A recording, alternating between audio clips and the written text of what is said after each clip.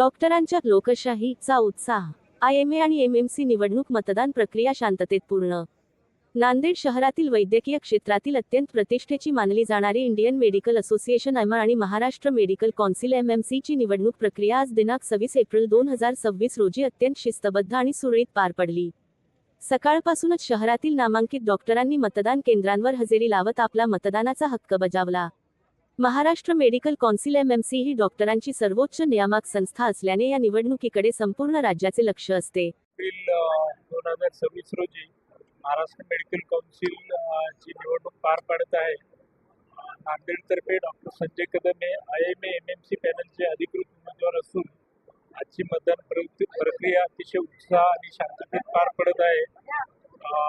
याचा निकाल दिनांक 29 एप्रिल रोजी लागणार आहे आणि आमचं पॅनल जर भरघोस मतांनी निवडून आला तर डॉक्टरांच्या हितासाठीचे जे काही निर्णय असतील ते महाराष्ट्र मेडिकल कौन्सिलमध्ये आमच्या परीने घेण्याचा आम्ही संपूर्ण सर्वतोपरी प्रयत्न करूया. महाराष्ट्र मेडिकल कौन्सिलचं नेमकं वर्क काय असतं, कशासाठी असतं? महाराष्ट्र मेडिकल कौन्सिल ही एक क्वासी ज्युडिशियरी बॉडी आहे आणि ही डॉक्टरांचे रजिस्ट्रेशन, डॉक्टरांचे कायदे आणि त्याचे रेग्युलेशन करण्याचं काम करते आणि एक स्वायत्त बॉडी आहे. निकाल कधी येणार आहे इलेक्शन? 29 एप्रिल. मतदारांचा एकदम उत्स्फूर्त प्रतिसाद आहे आणि डॉक्टर संजय कदम यांना 100% पाठिंबा आहे. पावडे, संचालक पावडे हॉस्पिटल नांदेड.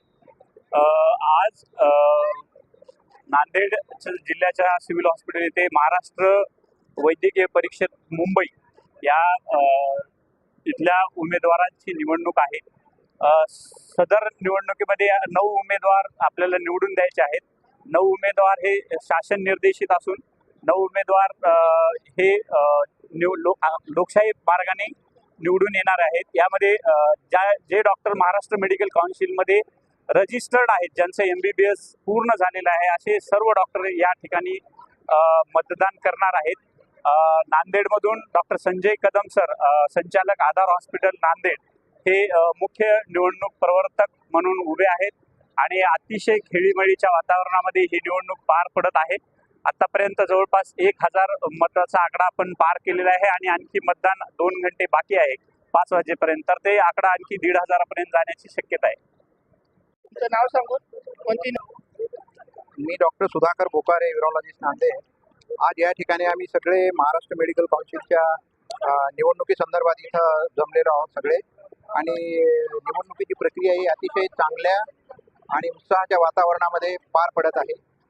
आमचे जे उमेदवार आहेत नांदेडमधून डॉक्टर संजय कदम हे आहेत, ते आणि त्यांच्या संपूर्ण पॅनलला अतिशय उत्स्फूर्त प्रतिसाद नांदेड शहरातून मिळत आहे. मेडिकल कौन्सिलचा निवडून आल्यानंतर कालावधी किती असतो, काय काम? कालावधी हा 5 वर्षाचा असतो आणि वैद्यकीय व्यावसायिकांशी संबंधित सर्व निर्णय घेण्याची जे प्रक्रिया असतात, त्यांचं रजिस्ट्रेशन असेल, रिन्युअल असेल किंवा अजून काही त्या संबंधी फील्डच्या संबंधी जे काही कार्य असतं ते MMCच्या द्वारे केल्या जातं. डॉक्टरांचा जो संरक्षण कायदा आहे त्याच्यामध्ये ती मदत होते का? त्या नातेवाईकांकडून अनेक अडचणी येतात.